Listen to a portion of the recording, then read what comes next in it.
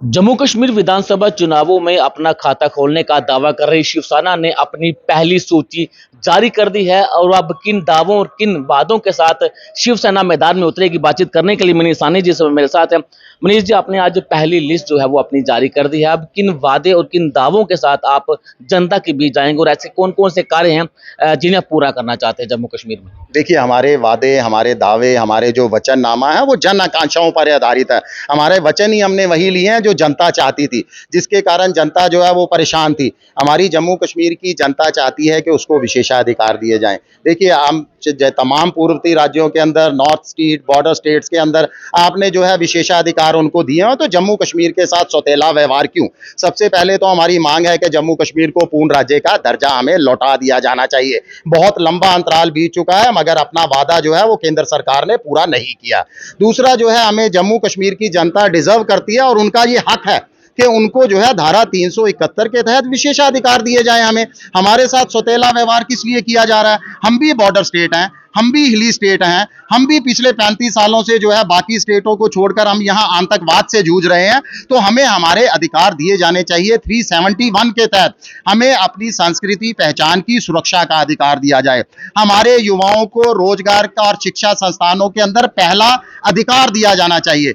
जम्मू कश्मीर के संसाधनों की जो लूट मची हुई है इस समय, वो लूट पर पूर्ण विराम लगाया जाना चाहिए। जम्मू कश्मीर का युवा, जिसको आप भविष्य कहते हो देश का, वो आज बेरोजगारी के कारण, निराशा के कारण नशे के दलदल में फंसता जा रहा है। उसके लिए हम चाहते हैं कि यहाँ स्किल्ड सेंटर खुले ताकि वो अपना जो है वो रोजगार लगा सके। जब तक वो पढ़े लिखे युवाओं को जो है वो बेरोजगार भत्ता देना हमारा जो है संकल्प है। महिलाओं के लिए महिला सशक्तिकरण को लेकर हमारा संकल्प है। जम्मू कश्मीर जो जल संसाधनों का धनी है, जल बिजली परियोजनाओं का धनी राज्य है, वहां पर जो है हमारा संकल्प है 300 यूनिट निःशुल्क बिजली और 30,000 लीटर तक जो है निःशुल्क पानी। और ये तमाम चीजें जनता का हक है, ये हम कोई एहसान नहीं करेंगे, जनता को जनता का हक दिलाएंगे। और यही हमारा संकल्प है कि जनता को उसका हक दिलाया जाए। इसी मुद्दों को लेकर हम जो है चुनाव मैदान में उतरेंगे और मुझे पूरी उम्मीद है कि जनता का जो हमें प्यार, सहयोग, समर्थन मिला है और जो जनता ने हमें उत्साहित किया है चुनावों में खड़े होने के लिए, जनता का हमें प्यार मिलेगा और इस बार शिवसेना का परचम जम्मू कश्मीर विधानसभा में लहराता हुआ दिखाई देगा। मनीष जी, महाराष्ट्र की अगर बात की जाए तो शिवसेना का जन्म महाराष्ट्र से हुआ है और मराठियों के लिए बड़ा सारा काम किया है शिवसेना ने। तो जम्मू कश्मीर शिवसेना की बात की जाए तो डोगरों के लिए भी कुछ करना चाहिए। स्कूलों में डोगरी कंपलसरी होनी चाहिए, डोगरी लैंग्वेज प्रमोट होनी चाहिए। क्या ये चीजें भी आपके मैनिफेस्टो में हैं? बिल्कुल बिल्कुल है, बहुत अच्छा सवाल पूछा। देखिए, शिवसेना की पहचान ही यही है और हमारा स्लोगन भी यही है कि महाराष्ट्र में किया है, जम्मू कश्मीर में करके दिखाएंगे। क्योंकि आज जम्मू कश्मीर की संस्कृति पहचान को लेकर बहुत ज्यादा परेशानियां हैं लोगों को। हमारी संस्कृति पहचान लगभग खत्म होती जा रही है। हमें डोगरा संस्कृति, डोगरा पहचान को सुरक्षित रखने के लिए हमने यहाँ संकल्प लिया है। हमारी धरोहरों को सुरक्षित रखने के लिए, डोगरा धरोहरों को, रणबीर कनाल को, उसकी सुंदरता के लिए आज तक कोई काम नहीं किया गया। रणबीर कनाल जिसको हम किसानों की जो है अपनी खेती की, मैं सिर्फ डोगरी लैंग्वेज की बात कर रहा हूँ। डोगरी लैंग्वेज शायद किसी को पता नहीं। जब बाहरी राज्य से कोई आता है, जब उसे सवाल करो कि जम्मू में कौन सी लैंग्वेज बोली जाती है, वो कह रहे कश्मीरी लैंग्वेज बोली जाती है।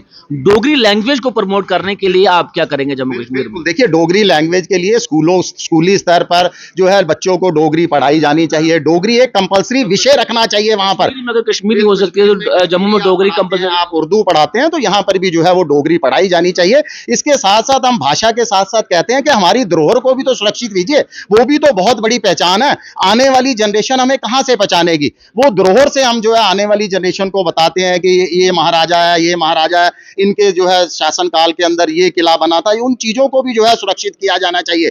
आज मुबारक मंडी देख लीजिए, कितने साल हो गए मुबारक मंडी का काम लगे हुए, आज तक वो काम पूरा नहीं किया जा रहा। वहां म्यूजियम बनकर नहीं तैयार हो रहा, वहां पर जो है उसको कमर्शलाइज किया जा रहा है, वहां होटल बनाने की कभी बातें चल जाती हैं। हमारा जम्मू कश्मीर का माता वैष्णो देवी दरबार, इसके लिए हमने बहुत बड़ा जो है एक संकल्प लिया है कि माता वैष्णो देवी के लिए वहां जो है यात्रा सर्किट तैयार किया जाना चाहिए कि जो लोग माता वैष्णो देवी आते हैं वो जम्मू से शुरू करें और जम्मू से इस तमाम मंदिरों को जो है जोड़ा जाए आपस के अंदर। एक बस सेवा शुरू की जाए, एक रेलवे सेवा जो है वो शुरू की जाए, डीएमयू सेवा शुरू की जाए कि जम्मू से यात्री उतरे और पूरा कटरा घूमकर जो है वापस जम्मू आए। आज जम्मू की जनता बहुत निराश है, जम्मू का व्यापारी बहुत निराश है। हम विकास के खिलाफ नहीं है, हमें खुशी होती है जब ट्रेन जो है वो कटरा जाती है, हमें खुशी होगी जब ट्रेन जो है वो कश्मीर भी पहुंचेगी, मगर उसके साथ साथ यहाँ के व्यापार की तरफ भी तो सोचिए। हमारा व्यापार तो इन्हीं यात्राओं पर आधारित है। जहां तक पर्यटक उद्योग का सवाल है, वो भी आप जम्मू को जो है हमेशा निराशा हाथ लगती है। जम्मू के पर्यटक स्थलों को नजरअंदाज किया जाता है। यहाँ आप आर्टिफिशियल लेक बनाने की बात करते थे, कितने साल हो गए हमें सुनते हुए, आज तक जो है तवी के अंदर यहाँ पर आर्टिफिशियल लेक का काम नहीं तैयार हो सका।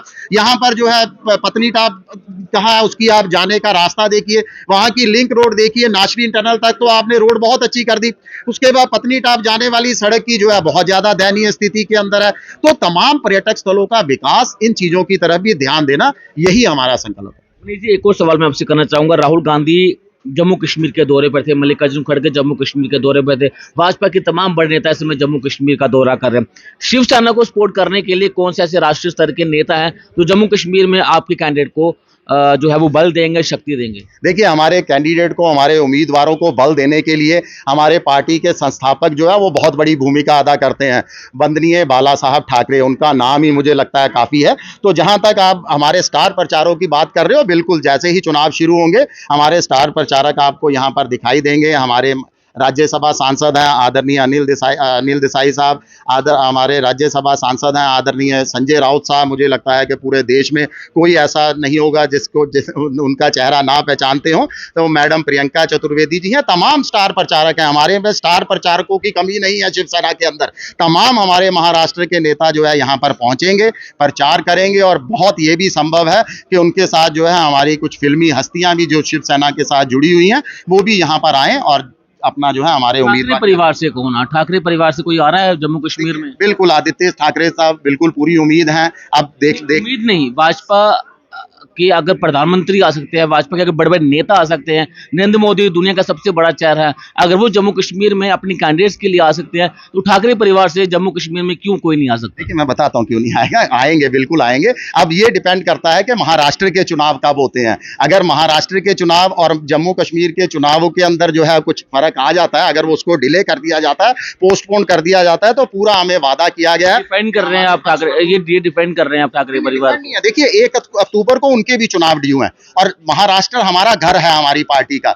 सबसे पहले हमें वहां पर जो है उनको टक्कर देनी है, और जिन लोगों ने हमारे साथ जो है छल कपट किया है उनको छठी का दूध। राहुल गांधी, मल्लिकार्जुन खड़गे आ सकते हैं, तो आदित्य ठाकरे क्यों नहीं आ सकते? उद्धव ठाकरे क्यों नहीं आ सकते? आज तक ये ठाकरे परिवार से जम्मू कश्मीर में कोई भी नहीं आया हुआ, ये आप जानते होंगे। नहीं, बिल्कुल आना चाहते हैं वो, पीछे भी आने के लिए। कौन रोक रहा है? क्या फ्लाइट की टिकट नहीं मिल रही उनको? मैं बताता हूँ कि सरकार की तरफ से सुरक्षा को लेकर जो है उनको जो है बहुत बार क्लियरेंस नहीं दी जाती। 2-3 बार आप पूछ के देखिए अपने सरकारी सूत्रों से।